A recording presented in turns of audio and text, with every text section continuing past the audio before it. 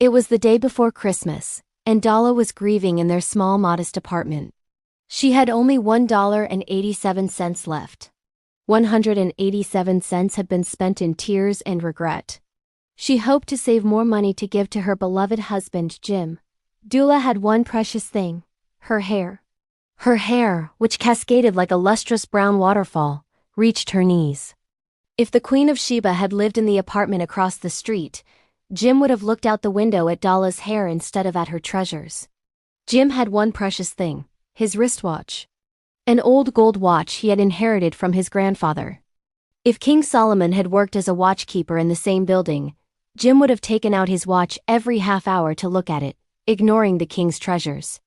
Dula stood her hair in front of the mirror, then quickly left the apartment and went to Madame Sophronia's. Dalla sold her hair. "Give me $20 for my hair," she said. Madame Sophroni took the scissors and cut the braid.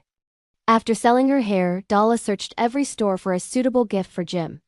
Finally, she found it: a simple, elegant platinum watch chain that matched Jim's watch. She had spent all $20 on it.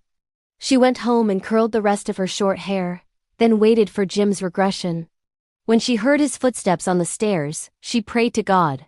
"Lord, make him think I'm still beautiful." Jim opened the door and entered. He looked at her, frozen.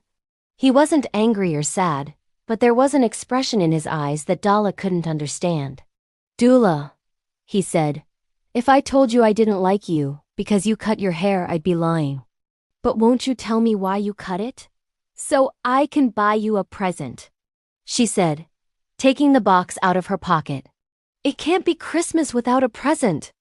Jim smiled strangely and placed his present on the table.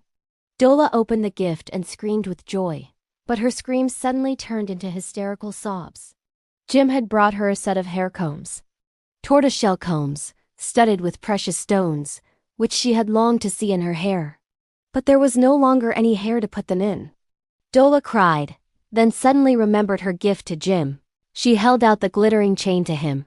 Jim smiled and lay back on the couch, placing his hands under his head. "Dula," he said quietly, "we can't use the presents this year. I sold my watch to buy you the combs."